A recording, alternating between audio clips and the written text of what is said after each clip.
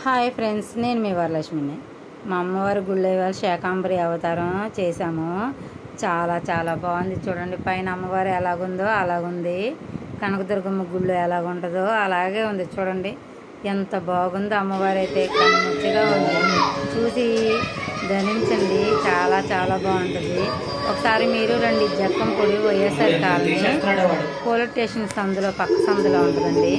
ఎంత బాగుంటుందో. అక్కడికి వస్తే తీరని కోరికలు కూడా తీరుతాయండి. చాలా చాలా బాగుంటుందండి. మీరు కావాలంటే ఒకసారి వచ్చేది మా భవన్ అక్క. ఇదిగోండి మా అమ్మాయి, చూడండి ఎంత బాగుందో. అక్కడ సాంబ్రాణి వేసామని మా వదిన. చాలా చాలా బాగుంటుందండి. ఒకసారి వచ్చి చూసేయాలండి, మీకే తెలుస్తుంది. మీరేమైనా అనుకుంటే కంపల్సరీ జరుగుతుంది. మీరు వచ్చి ఒకసారి. హాయ్ అండి, నేను మీ వరలక్ష్మి అండి. బాగున్నారా?